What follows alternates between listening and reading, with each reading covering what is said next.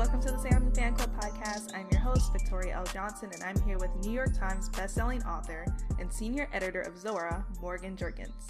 She's the author of This Will Be My Undoing and the upcoming book, Wandering in Strange Lands, and I'm super excited to have her here. Hey, Morgan. Hi. How you doing? Good. How about you?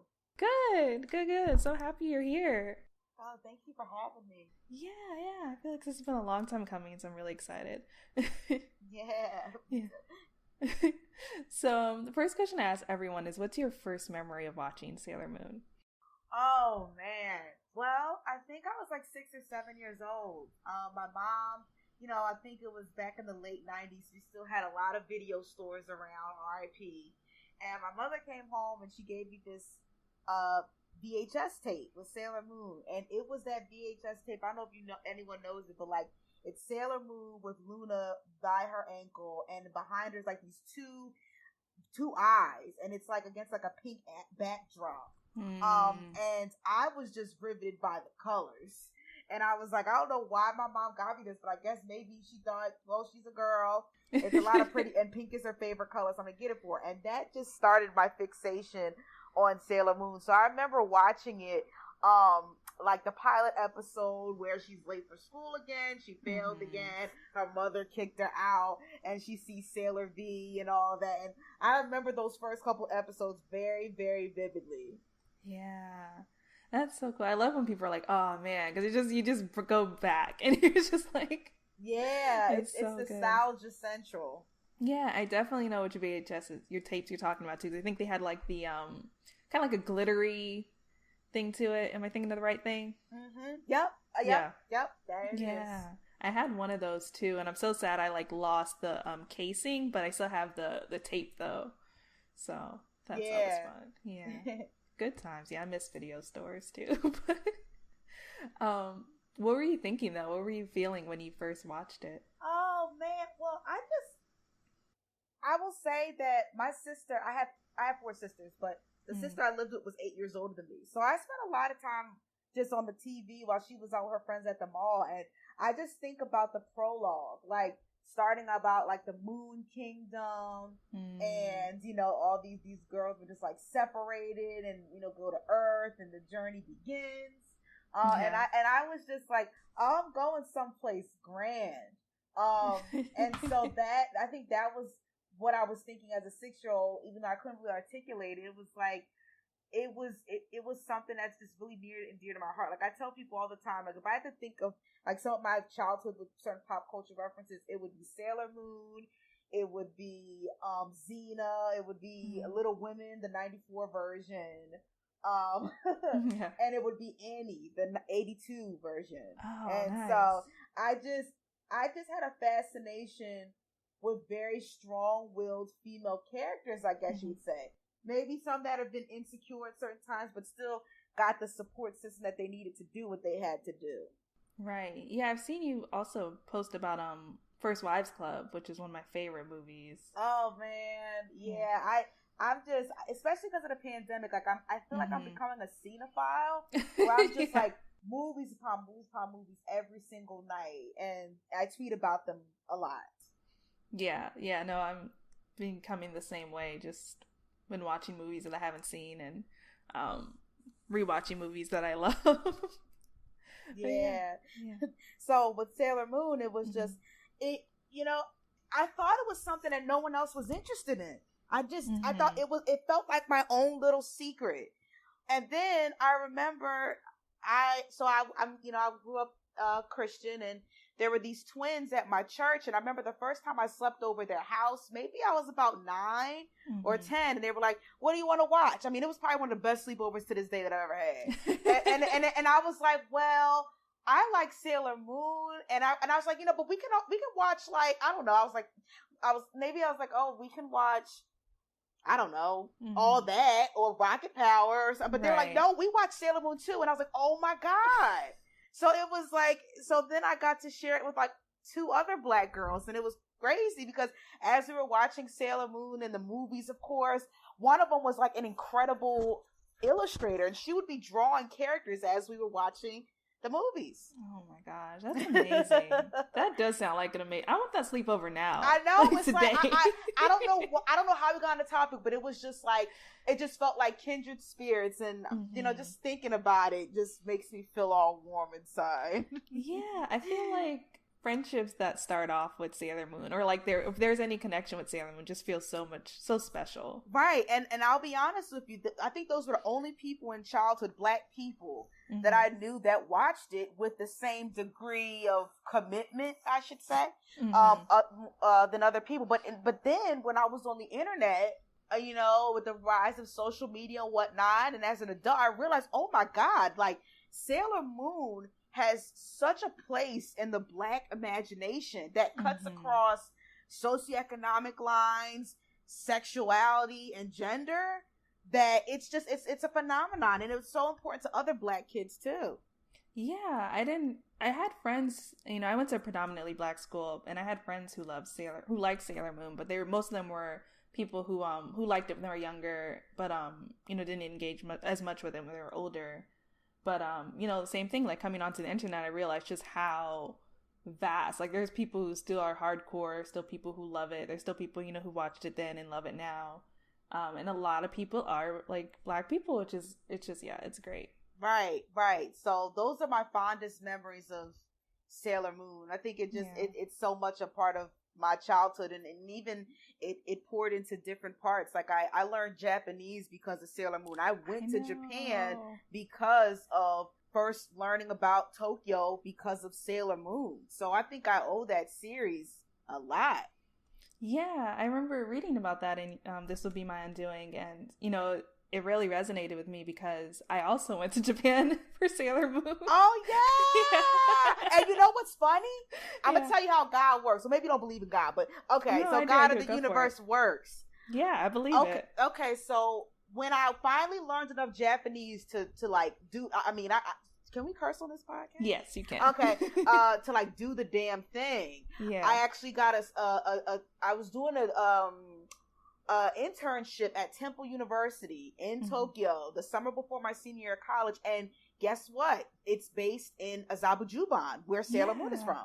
I know, yeah. I was so excited when I saw that, and I'm glad you said it because I can never pronounce it right. So I'm glad I have a Japanese speaker on this call. Yeah, Azabujuban, and you know what? It's one of those ritzy.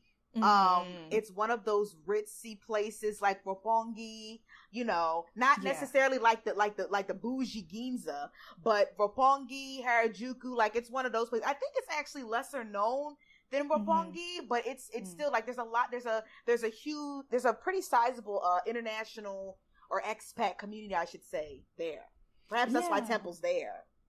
Yeah, I think I wanted to stay there, but I was like, it's too expensive. I'm going to stay in this other area in Tokyo. Oh, where'd you stay? I don't even remember, honestly, because it wasn't too far from, I'm forgetting the name, but like the big, like video game area with like the arcades. Hold on. Akihabara? Yes.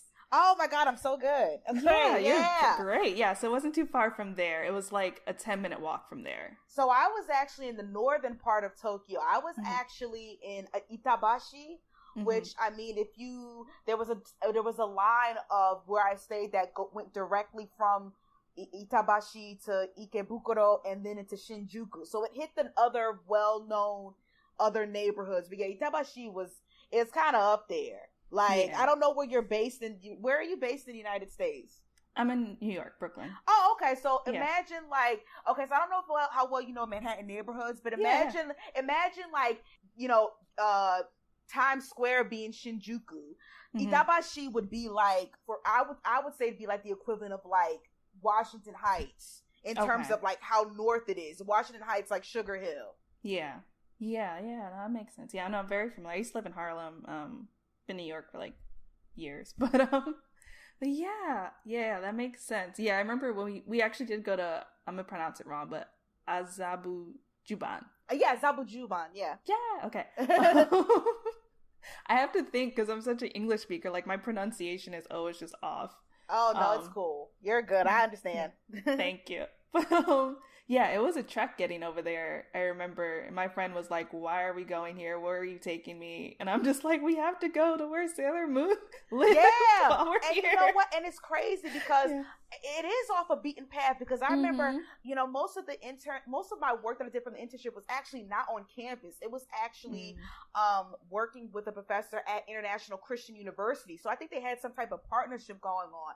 But the times that I did go without my other colleagues walking, you know, going with me to go to the campus, I was like, man, this is kind of difficult. I had to remember like where I was at and which road I went off of, and it wasn't as easy as getting to other neighborhoods for some reason.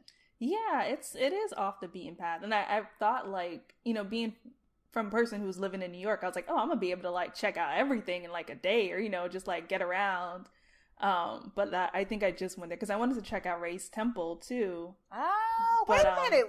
That's actually a real place? Yeah. Are you serious? Where? Yeah. You have to take a bus from Azabujuban.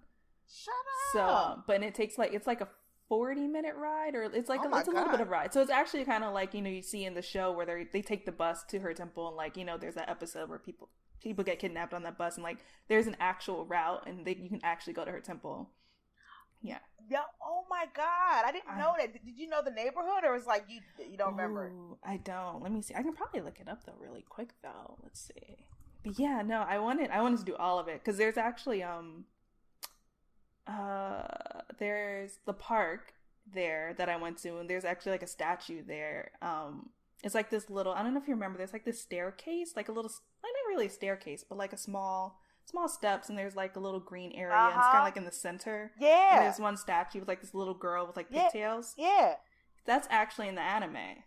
Get out of here. Yeah, so like now a lot of it. I gotta go back and watch, because I'm like, you know, because I haven't, I'm gonna tell you, I'm actually, you know, because of the pandemic, I'm going through extreme wanderlust right now. I travel all the time, and I haven't been back to Japan for 8 years, and I miss it so much. I really hope that I'll be able to go. Excuse me, I've been there for 7 years, so I'm really hoping that I can go next year, because I miss it so much. Like, if it weren't a 13, 14-hour flight, I would go every year. Same. I miss it so much. I was only there for 4 days, and I really That's it? Well, we went to our original plan was to go to Seoul, to South Korea. So we went to 3 cities in South Korea. And then at the last minute, me and my friend were like, well, since we're going to be, you know, in Asia, let's try to go to another country while we're there. And I was like, can we please go to Tokyo?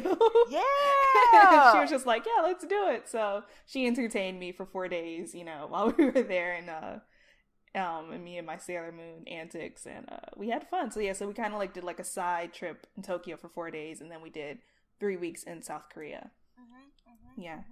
Yeah. Wow. 4 days, man. You had to really do a yeah. lot. Like, yeah, wow. We really packed it in, but it was fun though, and I loved it so much. Like, I want to go back because it felt so comfortable to me for some reason. Oh yeah. Well, I mean, I actually celebrated my 21st birthday over there. My mom actually came out there to visit, and she has never traveled that far, and she loved it because she was like, first of all, she's definitely a germaphobe, so she loved the cleanliness of it. But just like, I mean, as someone who has lived in New York for 5 years, like, I'm just happy that, like, I know I can get a good meal there that I have to pay so much more money elsewhere. Like, I tell people all the time, one of my friends wants to go with me to Tokyo. She's never been, and we traveled to Greece together last year, and I told her, I was like, okay, so in Japan, you got 2 things. You got something called Nomi Hyodai, which is maybe you've heard of, and Tabe Hyodai. So, you know, Nomu means drink, and Taberu means to eat.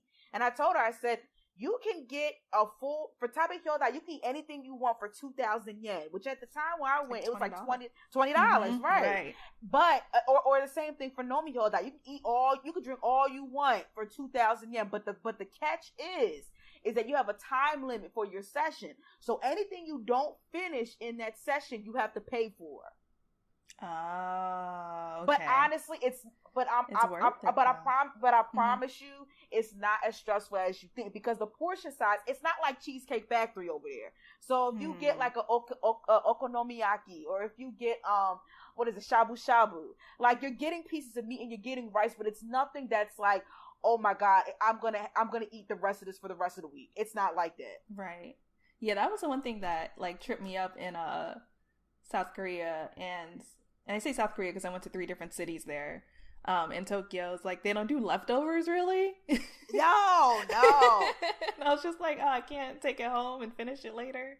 No. Yeah. And you know what I learned in Japan? I tell people this all the time. When I was staying for that internship in Kitabashi, I was at an all-women's dormitory, and they served meals. I think they served both breakfast and lunch. And I remember my first breakfast, it was like 3 small plates that I could, or cut, or bowls that I could actually hold in the palm of my hand. It was like a little bit of fish, miso soup, and white rice, right? And I looked at it and I was like, I'm going to tear this up and I'm going to be really hungry in about an hour. But I wasn't. And then I realized that, you know, when they say your eyes are bigger than your stomach, that's definitely true. Because then when I came back to America and my mother took me to Cheesecake Factory and they brought out a salad, which was probably about like the span of like half my arm, I was like, oh my God, like it's too much. Like, what is this? Yeah, you don't realize there's a difference in portions, and yeah, it's so much excess. I'm actually going to send you this link now in the little chat we have that podcaster listeners can't see. And that, so Ray's temple's based on this other temple called the oh my God. Hikawa Shrine.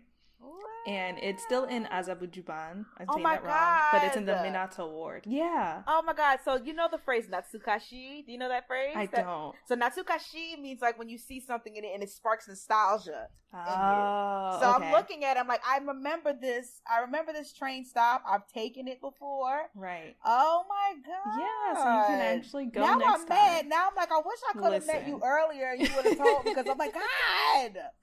I was so mad because like I remembered this like on the plane ride there, and I was just like, how am I gonna do all this? This isn't gonna work. Like 4 days isn't enough. And you know what? Yeah. Did you ever go to Mount Fuji? No, we didn't get to do that either because it was raining the whole time we were there. Oh, we were there man. in, like, and September. let me tell you something. I think what I appreciate about anime, and, you know, Sailor Moon, of course, but another anime. I mean, like Inuyasha, for example. I mean, I would even go so far as, you know, of course,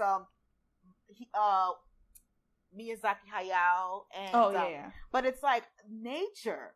I'm not a nature person. I'm not a person who is going to go hiking. I'm not somebody that likes roughing it, even though I did go to overnight camp when I was a kid. But it's like just the amount of greenery, the freshness of it all, the way that it's depicted on the screen. And then when you go to Japan, you're like, excuse me, you go to Japan and you're like, that's not an exaggeration. Like, it's not. I remember when I first went to Japan when I was like 12 or 13 for the People to People program.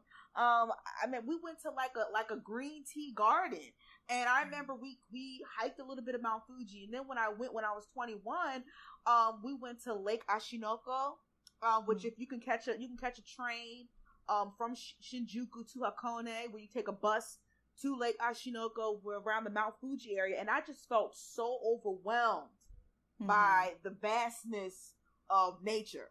They're like, you know, them times you really feel small, but you still feel like so a part of something larger at the same time. That's how I felt. So if you ever go back to Japan, I urge you to try to make your way over there.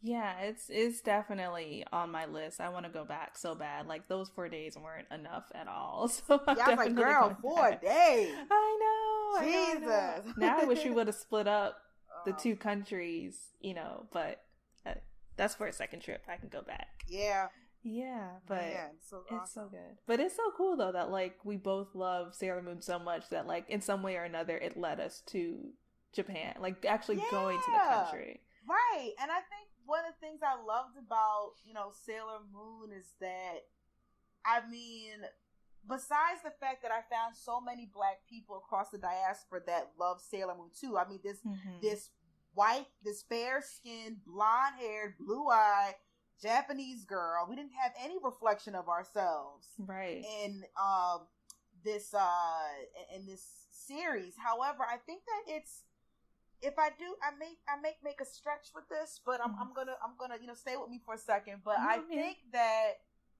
if you look in history, especially like African American, like pop culture, like with regards to Sun Ra, for example, and Afrofuturism and thinking about different planets and all that. Perhaps to some degree, for those who do know that type of history, maybe Sailor Moon appealed in that way, where we're not exactly from here. You know what I'm saying? But we have this work to do before we go back. There's some other place better than here. And I think about that when I watch Sailor Moon. I'm like, maybe that's a part of why it fits in the Black imagination. It's like you have these young girls fighting evil forces, but we are taught from the beginning that they're not from here. And so it gives you that sort of outsider status in a sense. And I think what also Sailor Moon exposed me to was gender performance too. I mean, think about Sailor Uranus. There are times I was like, I don't know if she's and this is before I knew about gender and sex not being the same thing. So I'm going to use this language disclaimer when I was 9. But I was like, I don't know if she's a girl or he's a boy, or I didn't know.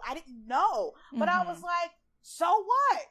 Right. Sailor Uranus switches it up depending on what Sailor Uranus feels like.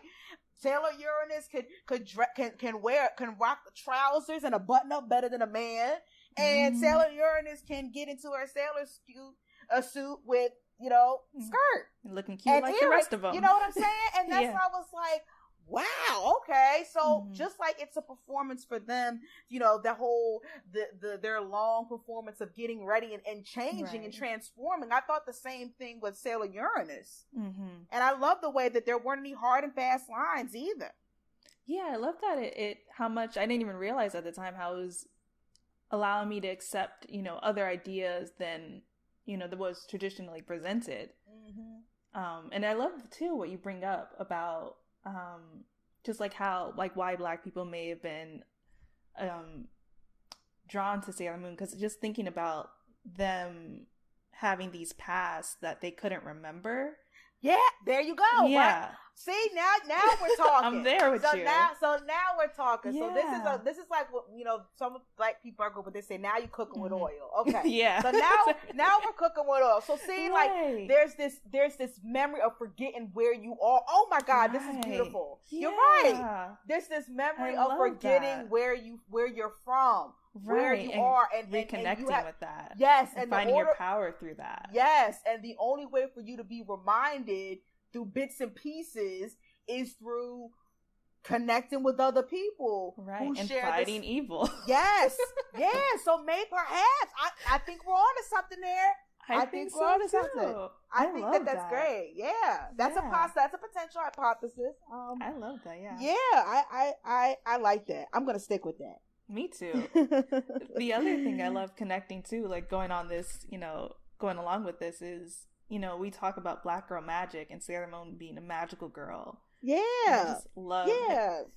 Have you ever connected that before? I never connected that before. Like I think for me, like I'll say this. I mean, when I was 8 or 9, 6, I wasn't thinking that sophisticated. Yeah, but when I was at that age, like I think I was just like, oh my God, look at them transforming. Right. Look at their personalities. Look at how they're fighting evil. Look at Tuxedo Mask, who, by the way, I realized as an adult, he didn't really do much. He didn't, yeah. I mean, I didn't realize but then at the same time, I'm gonna kind of defend him a little bit. I thought to myself, maybe he didn't have to. Maybe we're so used to men taking over and overriding a woman's power that maybe he's supposed to be a secondary character. Just give her encouragement because he knows she is the shit. Right. You know what I'm saying? And that's okay too. So maybe there was a little bit of subversion of gender roles too.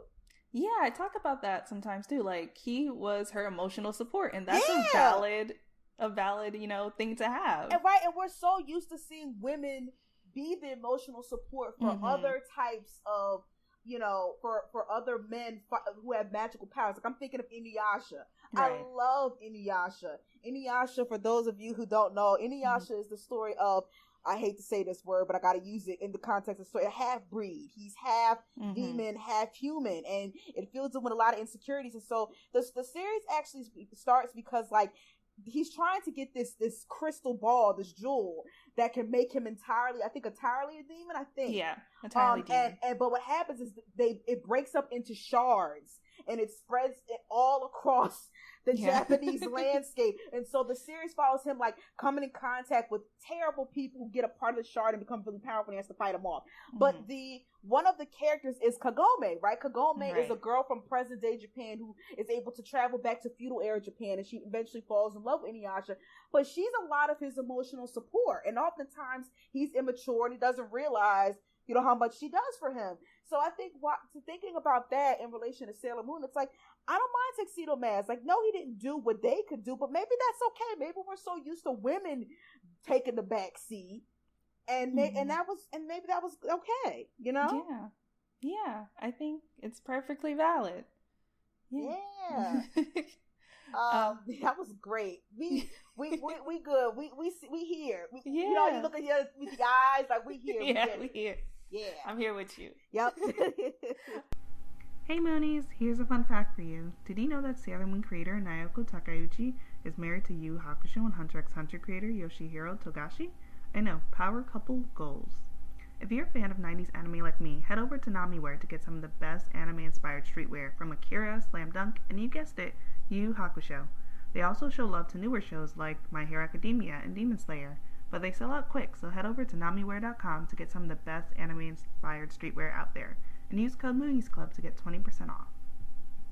So, you know, speaking of, you know, we're talking about blackness, and we're talking about magical girls, and we're talking about, you know, things, and I love, you know, your next book, Wandering in Strange Lands, a daughter of the Great Migration, who claims her roots, say the full name, is kind of like dealing with that too, kind of like understanding where you come from. So can you talk about that a little bit? Like, what made you want to write this book? And sure. I mean, I will say this, and I'm going to try to tie it to Sailor Moon. Thank you so much for the plug. You don't have to, but go for it. Well, I mean, so let's talking about origin stories, right? I mean, I didn't really have my origin story, and I'm not talking about in terms of, you know, the West African coastline where my ancestors were captured and brought over across the Atlantic into the colonies via this transatlantic slave trade. I'm talking about right on the American soil. There was a lot of stuff that I just did not know about my family history. Where in the South did we come from? Did we still have land there? Why do we eat black-eyed peas and collard greens on New Year's Eve? Why do we have these different customs and beliefs and superstitions? And there were a lot of omissions. And when I talked to other Black people that I knew that were based primarily in the North, they said the same thing.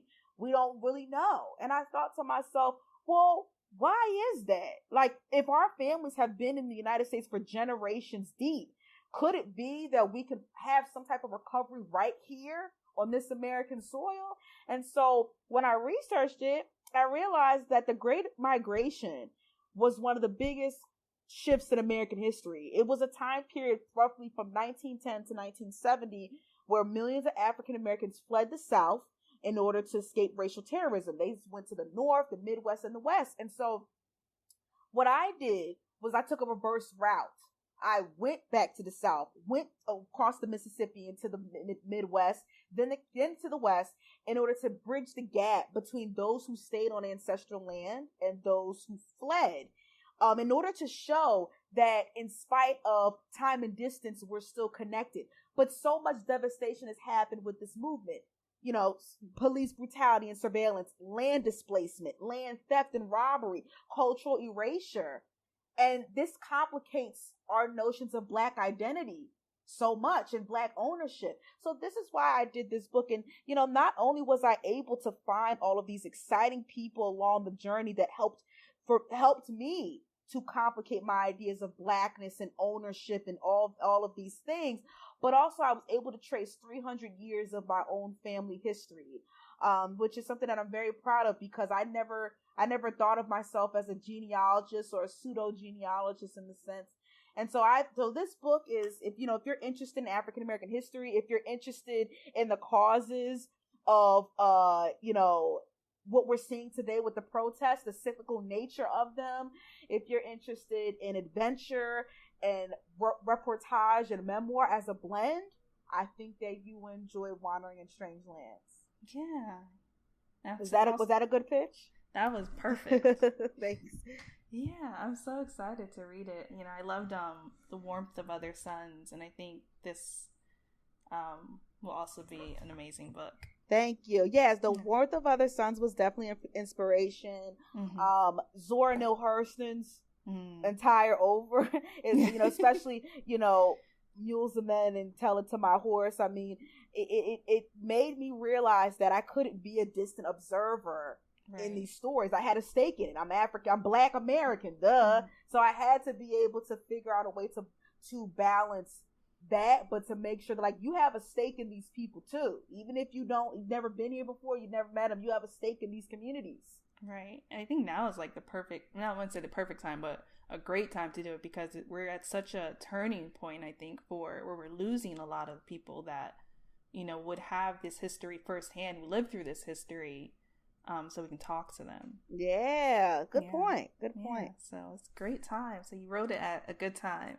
Well, I'm gonna tell you something. Like, it was supposed to come out May 12th, and I'm gonna tell you, the first half of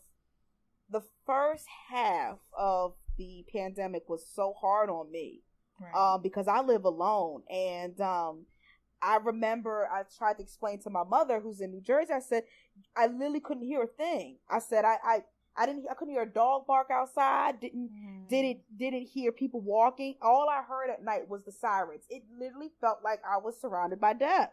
And so when April, I was emotionally overawed. So when my editor said to me, you know, we're thinking about pushing to August, I was like, please do. Because, and usually I'm an impatient person. I like things, you know, boom, boom, boom. Yeah. But when she said that, I was like, please, thank you. And then I was like, okay, August might be nice.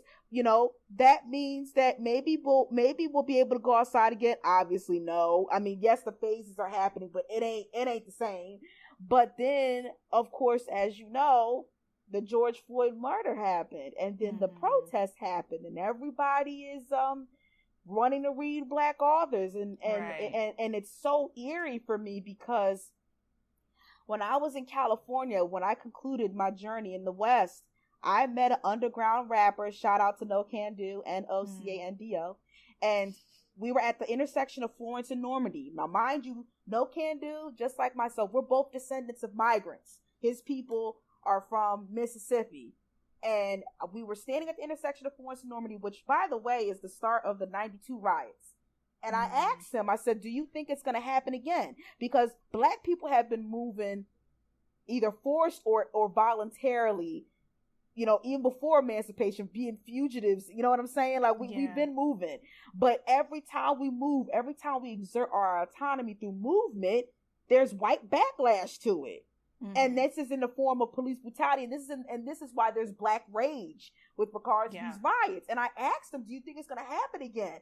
And he said, yes, because it's not going to, if we don't reckon with it as a nation, it's going to happen again. And sure enough, almost 2 years to the day that he told me that, that's when the protests happened. Wow. Yeah. Yeah. I mean, unless, you know, issues unless it's solved, people are still going to be angry. Yeah, but also what I hope that this book does is, you know, I don't ever write to be end all be all. I didn't write to be I didn't write This Will Be My Undoing to be an end all be all for Black women. I didn't write Water in a Strange Land to be an end all be all of Black migratory history. But what I hope is that when people read this, Black, white, Asian, Indigenous, Pacific Islander, that they see, you know, Latinx, that they understand the devastation that has been done to communities, but that there are people still fighting, whether it's activism, whether it's oral storytelling, whether it's writing. Right. And that there's so much work to be done, because I'm sure you know, and many other people know, that a lot of times when it comes to Black history or atrocities against us, we're told to get over it. You know, and it's like, we can't get over it, and I'm going to show you why, because of this cyclical nature of violence that keeps happening to us since we've been on American soil. You know, and you know, and let me just say to all people who are interested in the book, it's not all depressing. It's not depressing, because what I want people to also understand is that there were many instances in American history where we should have been annihilated. We should be gone. And I realized that when I listen to people's stories, how certain people in areas of the country risk their lives to show me certain things, to tell me certain things. And when I think about that, that is the strength of Black people. This is why I'm here. This is why, you're here, because our ancestors survived by any means necessary. Even if we find out those survival tactics make us uncomfortable in present day context, they did what they had to do. So I think of it almost as, even though we're always moving and we may not be able to find our origin homes, for example, I find that home is in each other. Yeah. That's where I think the beauty of it comes from. Yeah, I mean, I'm sure it sounds very interesting, especially like you talk to rappers, you said. Yeah, like I talk to rappers, I talk to scholars, I talk to local activists, independent historians. Right. I talk to root workers, I talk to voodoo practitioners, I talk to Christians, I talk to people who practice the Baha'i faith. I had to, because that's what we as Black people are. Right. We're not homogenous, but we do all experience that sense of loss, whether it's from the powers that be, institutions that encroach upon our spaces, whether it's our lands. You know what I'm saying? We know what that's like as Black people. And so that was one of the unifying forces that I found from coast to coast. Yeah. I definitely, especially you saying that the amount of like things that needed to happen to be where we are now, for better or worse, is just like, when you think about Harriet Tubman, the fact that she was able to survive that many trips back and forth, it's just like a miracle. Yeah. Right. And that's what I talk, when it comes to Harriet Tubman, it wasn't just her traveling on foot. Think about it. She had to carry a gun. She acted like she could read. She studied birds, bird calls to be able to communicate. So it was all types of ingenuity that we have had since we've been here. And that's another thing that was inspiring me on my trip, is that in spite of all that was against us, the innovations that we have had that have sustained us for the generations are part of the reason why we're alive today and having this conversation. And so that is why I do the work that I do, thankfully. Yeah. Well, thank you for the work that you do. Thank you. Yeah. And so you have lived many of my dreams, including learning Japanese. And you also interviewed Miss Doris Payne. Oh my God. Oh my God, that lady was a hell. It was strange because she honestly felt like she was teaching me how to steal, and I was afraid. I was like, "Yo, the feds are gonna tap this line." Like, see, that's what I want. It felt like I was for real. Like, but something that she said that stuck with me though was I asked her, like, did you ever have when you were going to jewelry stores in Monaco and in Asia and all that, did you ever feel that you were going to get caught? She was like, no. She's like, I didn't worry about getting caught. I worried about getting kept. And that is a distinction, because it's like, yeah, I might get caught, but just don't hold me. But then not even that. It's like, if you're going to do something, you can't think about you failing. You have to do it. And that's, for me, that's like, this is why I can never be a scam. No disrespect for her. It's like, this is why I can't do the work that she does. This is why I can't. Why do people get away with scams, for example? Not saying she's a scammer, because she's not. But I was like, this is why, because I think too damn hard. Like, you have to think about doing what needs to be done. If you start thinking about getting caught and, who's going to post your bail, you're going to lose focus. Yeah, that hesitation. Oh, yeah. Trip you up. Yeah, but if people don't know, she's an international jewel thief. There's a documentary about her. Tessa Thompson's going to be in a movie playing as her. But yeah, no, I'm intrigued by any kind of like espionage, like thief, like, like all of that stuff. So I was just like, this is so cool. It was great. Like, I'll say she's probably one of the most memorable people who I've interviewed, and she does what she does. She's sitting down there in the South with her Chanel pumps, you know what I'm saying, having a good old time. Hey, living the dream. Mm-hmm. And you wrote that for Zora, where you're a senior editor. Yes. How has it been working for Zora? I can only imagine. It's great. I mean, I love the fact that the person directly above me, Vanessa DeLucas, the editor-in-chief, she's a Black woman. And I will just say that it's great. I loved I got back into full-time work because I didn't want to just write. I just didn't want to keep writing and being isolated. Right. And so I love working with writers day in and day out, because whether they know it or not, I get inspired from them, and the stories that they want to write, and it helps to feed me editorially and just artistically. And I just love the fact that I'm in a position where I can see a potential story online and reach out to that person and say, would you like to write this? We can compensate you for that. Because I remember even when I wasn't doing this work, I would watch stories on Twitter, just full stories. And I would say, why isn't an editor picking this up? Mm-hmm. Like, so many missed opportunities. Now I don't have to say that anymore. So it's really nice. I'm lucky to be at a job that I really like, that I really feel supported.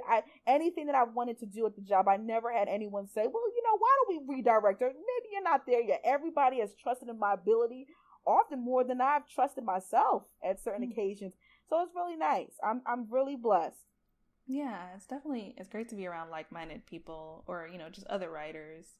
And also it's great too, because I do see that too, where people post whole threads and I'm like, this should be an article. And it's nice to have someone on the other side who can see that value.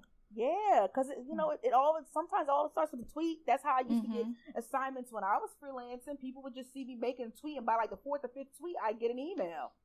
Oh. So it works. Yeah, good to know. Have you ever wrote any Sailor Moon fan fiction?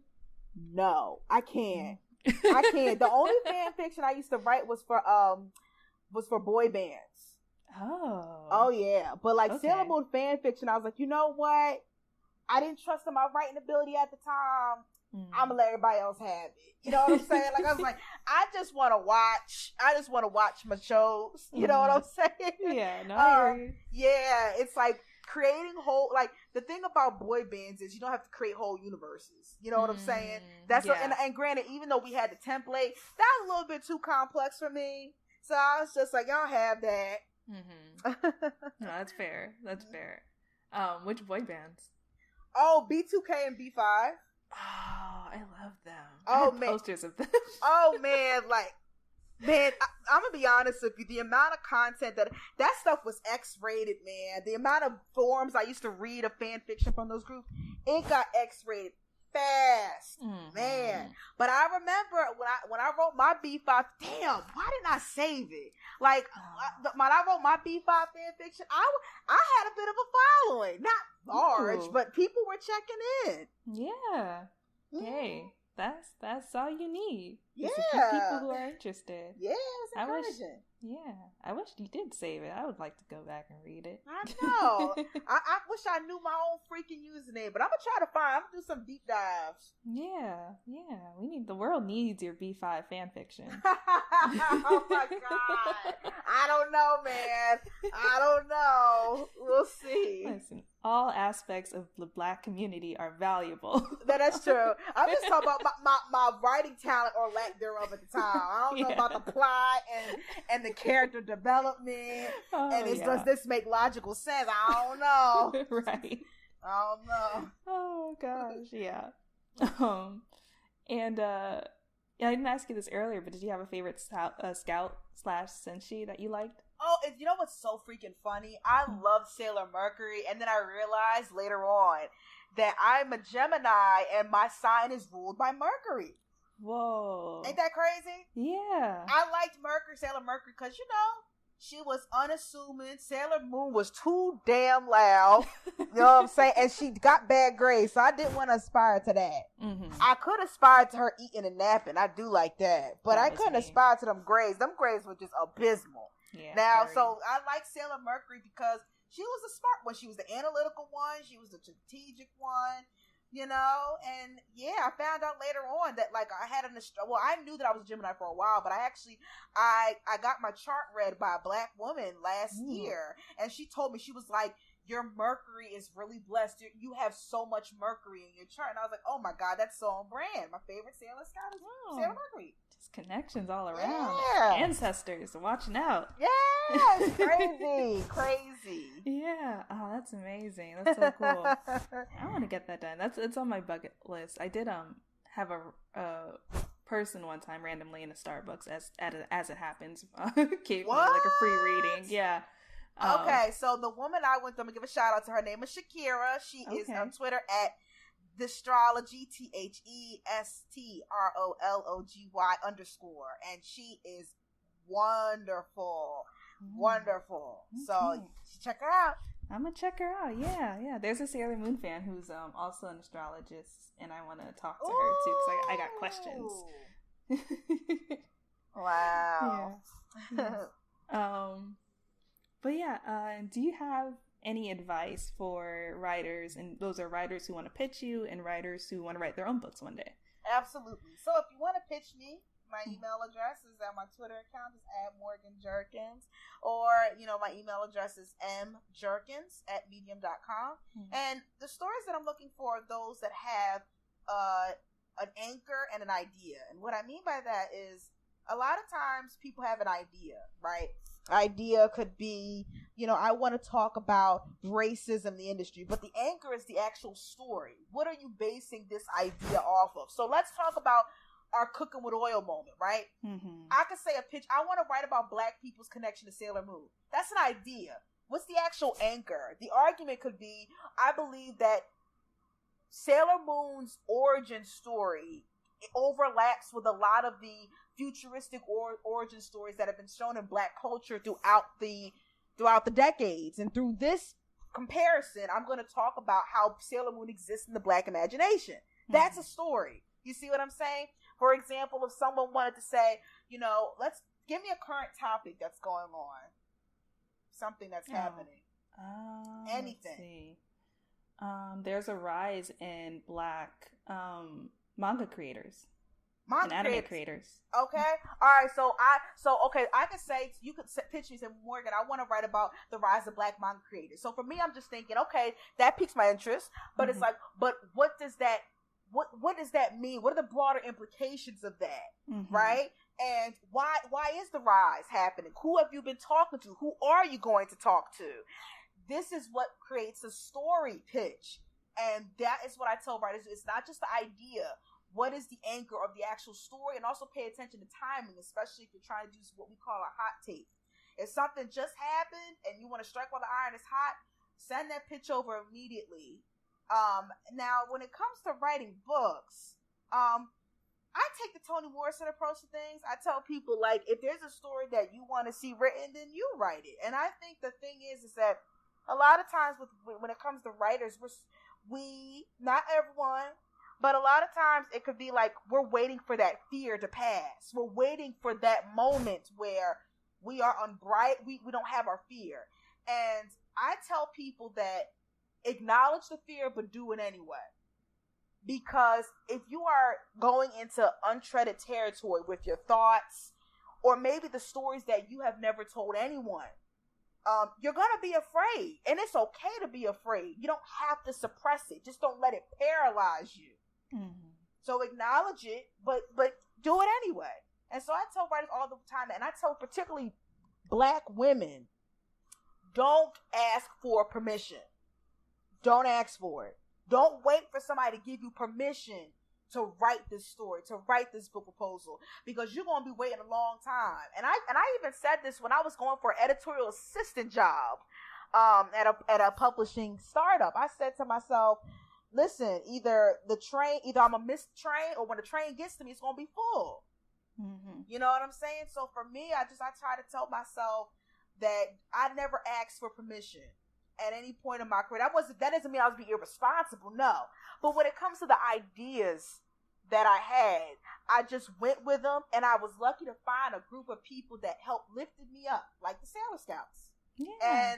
And that's what I think is so important. Find people that's going to lift you up, because this game is long and, you know, the industry can be very volatile. So find people that believe in your dreams, your friends that even if they don't know where the hell you're going with a particular plot, they're still going to support you in whatever way that they can. Yeah. I mean, that Sailor Scout friendship is so special. Yeah, definitely. Yeah. And, you know, I told you about this earlier, but, you know, just like Sailor Moon had her Sailor Moon Says phrase at the end of the Toonami episodes, and probably on the VHS tapes you were watching, what would be your Sailor Moon Says? So Sailor Morgan says. Sailor Morgan says, "You deserve the best." Is that a good one? Yeah, I love that. Yeah, I think that was a Sailor Moon Says one too as well, but I love that one. It's like, you deserve. I have to tell myself you deserve, because I'm a very hard worker and I don't give myself a lot of credit. And I can be very hard on myself, and it's something that I'm working on through therapy. But I have to tell myself you deserve, sometimes for no rhyme or reason, because your worth is not always tied, not tied to your productivity. So you deserve, and you deserve the best.